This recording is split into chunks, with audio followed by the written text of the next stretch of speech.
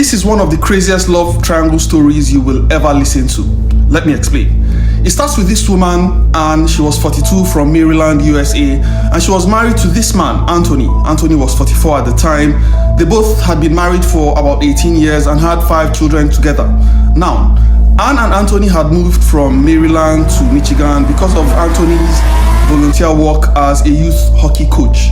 Now, one day, Anthony met a woman named Jackie, and Jackie was 25 years old, and they became friends. However, over time, Anthony introduced Jackie to Anne and brought to Anne the request of a threesome. Now, the story here is conflicting. One source says the three of them hit it off and an amicable relationship started. And according to this source, their relationship lasted for about 4 months until Anthony asked Anne to let Jackie move in with them. The other source, however, says they had a threesome and Anne didn't like it much, and Anthony forced Anne to continue with this relationship, which they did for about 4 months until Anthony asked Anne to let Jackie move in with them. Now, when Anne told Anthony that they should move back to Maryland, Anthony agreed. But Anthony agreed on only one condition, that he would move to Maryland if Jackie moved too and moved in together with them. And Anne agreed, and when they moved back, Anthony and Jackie settled in the basement, and Jackie became a complete member of Anthony's family and would go up the stairs to have dinner with Anthony and their 5 kids. Anne literally cooked dinner for everyone. She kept the house clean for everyone, did all the shopping, and generally kept the peace for everyone.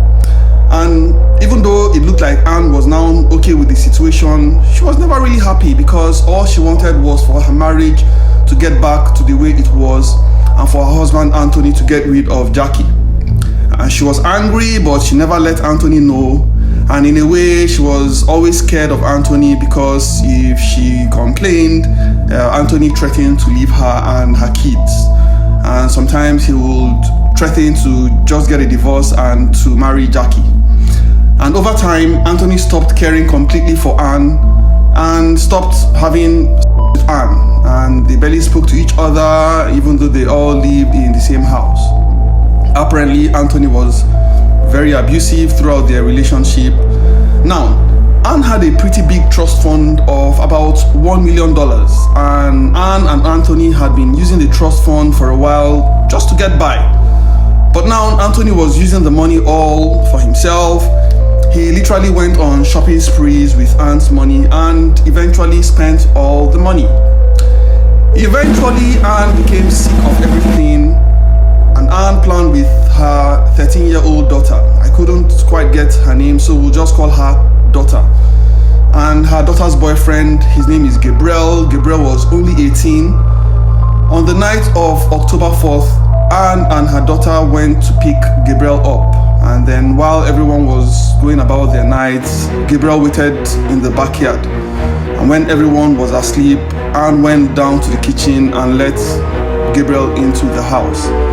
And that's when she gave him a bam bam, and Gabriel went down to the basement where Jackie was sleeping. She apparently woke up to being, and of course, she started fighting. However, she wasn't strong enough to fight off Gabriel, and he just kept on, till he was sure that she was unalived. And then he goes upstairs to where Anthony was sleeping, pulls out his bang bang, and kapow on his head. Now, after this, Anne's daughter takes him home, and while they were gone, Anne got Anthony's own gun from under his pillow to look like it was a suicide, and this is where she completely screws up, because the gun used to unalive Anthony was different. And the next day, they pretend like nothing happened.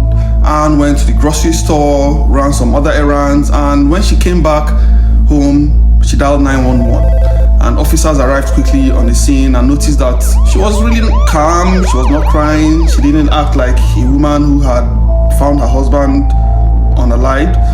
And initial investigations showed that the bang bang had been fired at close range, and it did look like a.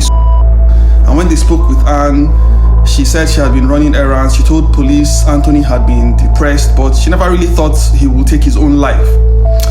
Police began writing it up as a while doing this, they casually asked Anne if there was anyone else in the house, and that's when Anne told police that Jackie lived in the basement.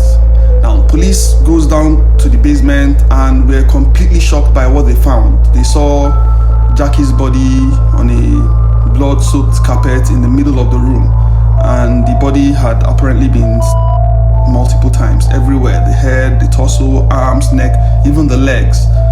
And police deduced that Anthony had come downstairs, fought and unalived Jackie, and then went upstairs and unalived himself.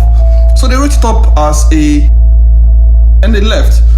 But over the next couple of days, the chief medical examiner informed investigators that a bullet was still in Anthony's head, and this changed the dynamic of the investigation. And investigators obtained a search warrant, and in the master bedroom they discovered another bang and realized the bang they found near Anthony was not the same one that was used to unalive him.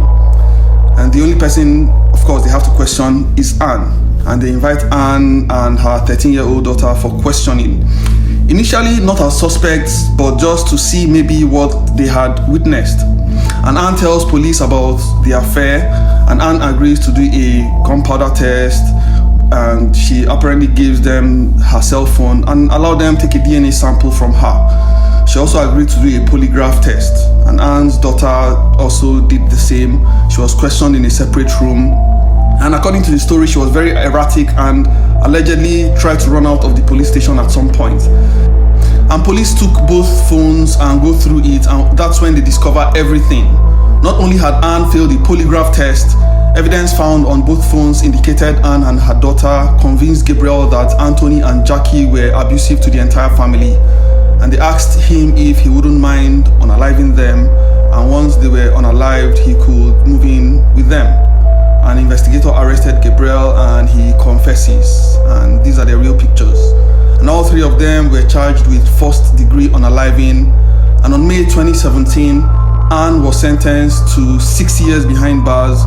Her daughter was placed in a juvenile facility where she would then be released when she was 21 years old, and she will be out in 2025.